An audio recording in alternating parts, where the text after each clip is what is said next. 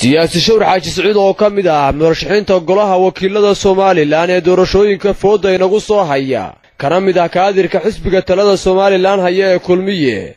oo maanta waraysi khaas ah siiyay telefishinka SBC ayaa waxa uu markii u horeysay ka hadlay shirka xisbiga kulmiye ee lagu qabanayo magaalada Boorame.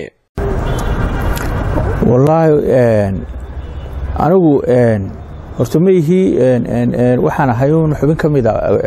nin xilka haya xisbiga sida daraadeed waxaan haytaa dadkii ugu horeeyay ee xisbiga asaaskiisa ama markii horeeyay la asaasayba mar walba waxaan ahaa xubin marnaba xil ma qaban marka laakiin su'aashaadi weydiisatan soo noqdo raggu waa raggii wada xisbiga asaasay waa tirarka xisbiga marka in dhaxis lagu tartaamaana waa wax jiro oo horena u jiray marka aan cusbayn kii loo garto in ku soo baxaana waa taageersanahay anigu ma ihi dadka kulay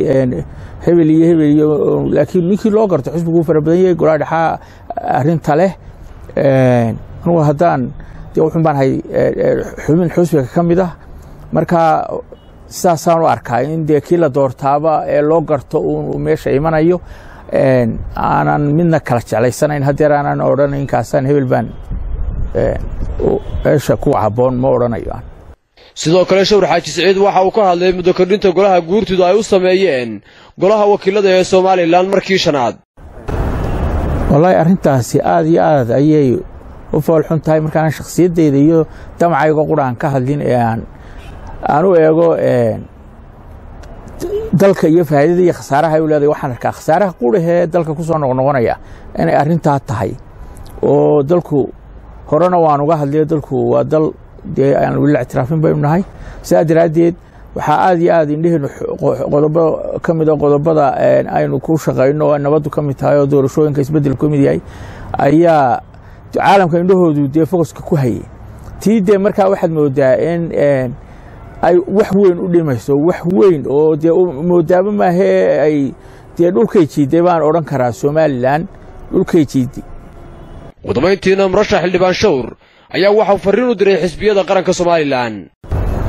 wallahi arinta raga xisbiyada oo waliba hogaamiyayaashoodu muusana madaxweynaha hadda yahay kuwa kalena ay waxa ay ordayeen tahay inay dalka xilkiisa qabtaan waxaan u soo jeedin lahaa oo aan kula talin lahaa in dalka loo naxaan kula talin lahaa waayo waxaad moodaa in xisbiyada in arrintii lagaga farxinayo marba cadawgii Soomaaliland oo arrimii cadawga Soomaaliland ku farxayay ay raggii lahaa xil baan ku qabanaa dalka ay sameynayaan baa ii muuqata marka waxaan kula talinayaa in loo naxo oo ninkii dalka xilkiisa doonaya dal haduuna ayna noqonin hadii aanan helin waa duminaya marka waxa ila egtahay aniga nin baa yiri kan dhanqara looga soo dhaansaday. maxamed jaamac mal wararka warbaahinta SBC Hargeysa.